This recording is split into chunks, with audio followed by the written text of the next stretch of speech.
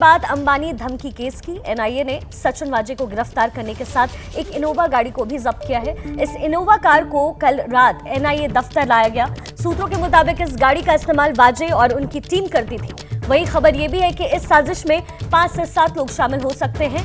NIA Mumbai police के कुछ और अफसरों से भी पूछताछ फिलहाल कर सकती है। कल देर रात सचिन वाजे की गिरफ्तारी हुई और कुछ और अफसरों से एनआईए पूछताछ कर सकती है।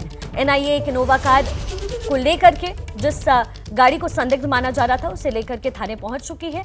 कल सचिन वाजे की गिरफ्तारी हुई और अब सचिन वाजे की गिरफ्तारी के बाद कुछ और अधिकारियों से पूछताछ हो सकती है।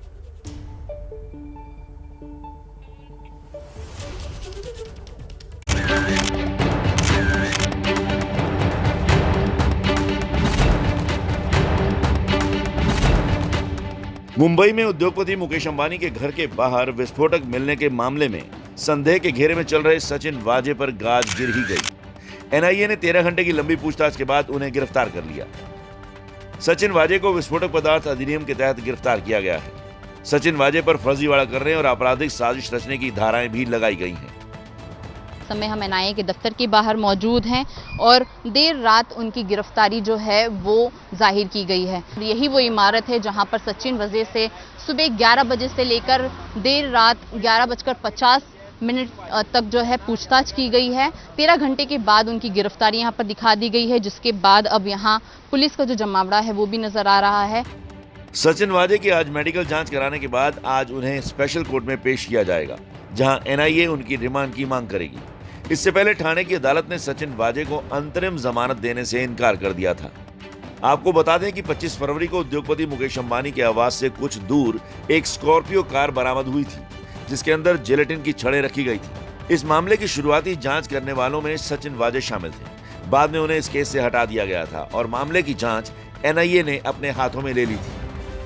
मुकेश अंबानी के घर एंटीलिया के पास कार में विस्फोटक रखने के मामले में सचिन वाजे तो गिरफ्तार हो गए, लेकिन इस केस से जुड़े कई पेच ऐसे हैं जिन्हें सुलझाने के लिए जांच का दायरा बढ़ाने की जरूरत है। लिहाजा एनआईए स्कॉर्पियो गाड़ी के चोरी होने का मामला और मनसुख हिरेन की मौत के मामले की जांच भी अपने पास ले सकती है। हिरेन ने दावा किया था कि कार उनकी है, लेकिन घटना से 1 हफ्ते पहले वह चोरी हो गई थी। इस मामले में उस समय पेच आया जब हिरेन 5 मार्च को ठाणे में एक नदी किनारे मृत पाए गए थे। इन दोनों मामलों की जांच भी एनआईए कर सकती है। एनआईए एक्ट की धारा 8 के मुताबिक एनआईए को यह अधिकार है कि वो एक दूसरे से जुड़े अपराधों को जांच के लिए अपने पास ले सकती है। और इस पूरे मामले में ज्यादा जानकारी लिए हमारे साथ 2 संवाददाता हमारे साथ जुड़ गए हैं, सूरज ओझा और दिनेश त्रिपाठी। सूरज, सबसे पहले आपका रुख करना चाहूंगी, कल ये गिरफ्तारी जो हुई है वाजे की, उसके बाद अब किस तरह की बातें सामने आ रही है और अगर सुराग की बात कही जाए, अगर सुराग का मुद्दा उठाया जाए तो वो कौन से सुराग हैं जो एनआईए फिलहाल तलाशने की कोशिश कर रही है? शिखा, इसमें काफ़ी इम्पोर्टेंट बात यह है कि आखिर इसका मोटिव क्या था।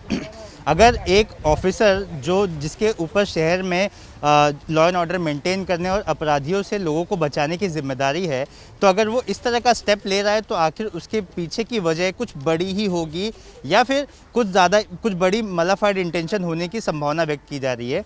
ऐसे में 2 गाड़ियों का लेना, थाने का कनेक्शन और खुद के ही दोस्तों का इस्तेमाल करने जैसे गंभीर आरोप सचिन वाजे के ऊपर लगाए गए हैं। सचिन वाजे अगर इस मामले में जो भी चार्जेस लगे हैं उन पे एनआईए अगर प्रूफ करने में सफल होती है तो बाकी के मामले भी अगर इंटरकनेक्ट होते हैं तो उन मामलों की जांच भी एनआईए ले सकती है।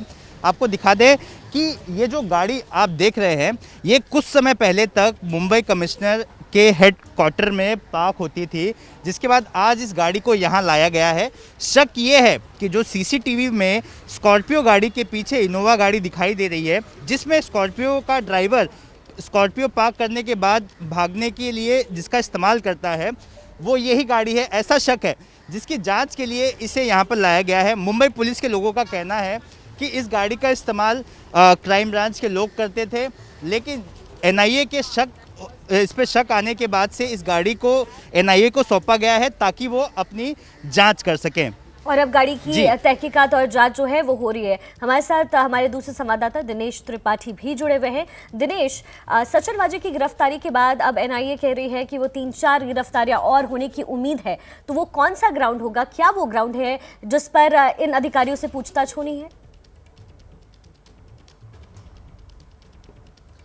जी बिल्कुल शिखा, क्योंकि जिस तरह से अगर देखी जाए तो ये प्लानिंग करना, इतनी बड़ी कॉन्स्पिरेसी करना, ये एक आदमी के बस की बात नहीं है और इस प्लानिंग में कई और लोग शामिल हो सकते हैं। अब ये लोग कौन हैं, इसकी जांच एनआईए कर रही है, लेकिन जो सूत्रों से जानकारी मिली है, इसी जांच के तहत मुंबई पुलिस के कुछ अधिकारियों से एनआईए पूछताछ कर सकती है कि जो सचिन वजे के संपर्क में थे, सचिन वजे को काफ़ी सालों से जानते थे और इस दौरान जो पूरा घटनाक्रम है, मतलब जब गाड़ी चोरी होने से लेकर 25 फरवरी तक जब तक ये गाड़ी रखी गई और 5 मार्च जब तक मनसुख हिरेन इनका शव जो है पुलिस को मिला, तब तक के घटनाक्रम को देखते हुए पुलिस अधिकारियों से पूछताछ एनआईए कर सकती है, जिसको लेकर मुंबई पुलिस में काफ़ी खलबली मची हुई है।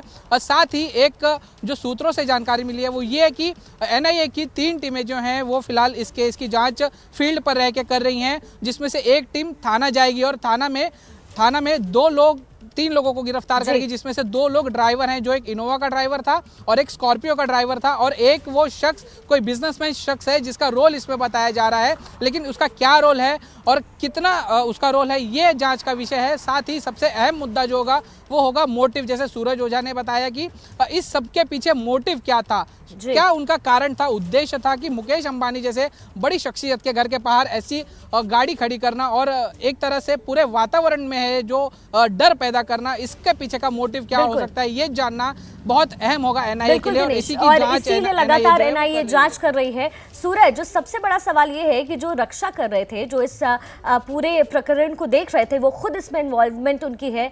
सचिन वाजे की गिरफ्तारी हुई, 3-4 और अधिकारियों से पूछताछ होनी है, शायद गिरफ्तारी भी हो जाए। तो ये जो तार है वो कितने लंबे होते नजर आ रहे हैं, कहां से जुड़ते नजर आ रहे हैं सूरज?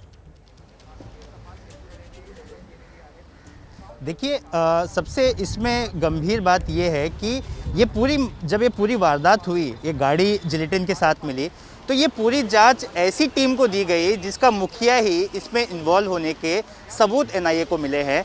ऐसे में शिखा, ये माना जा रहा है कि शायद सीआईयू की टीम का इस्तेमाल कहीं ना कहीं सबूत मिटाने या इन अपराधों को छुपाने के लिए किया गया हो सकता है, जिसकी जांच अब एनआईए कर रही है। तो ऐसे में उस टीम का हिस्सा कौन कौन था, सचिन वजे के साथ कौन कौन से लोग थे जो इस मामले की जांच कर रहे थे, उन सभी से भी पूछताछ की जा सकती है, ऐसे बताया जा रहा है। जिसके बाद साथ ही इससे कनेक्टेड जितने लोग हैं, जैसे कि मनसुख हिरेन और जो सीडीआर में जितने लोगों के नाम आए हैं, अभी तो सचिन वजे का मोबाइल भी चेक किया जाएगा, जिसमें कई बार ऐसा होता है कि अपने सीडीआर में लोगों का नाम रिफ्लेक्ट ना हो, इस वजह से सोशल मीडिया या फिर इंटरनेट कॉलिंग का इस्तेमाल किया जाता है।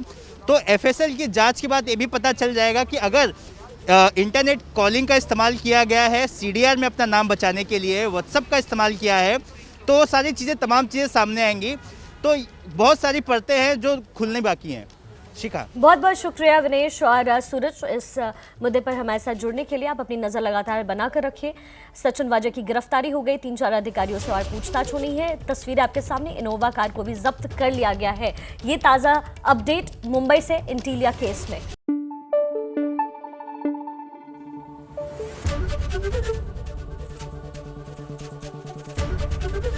एबीपी न्यूज आपको रखे आगे।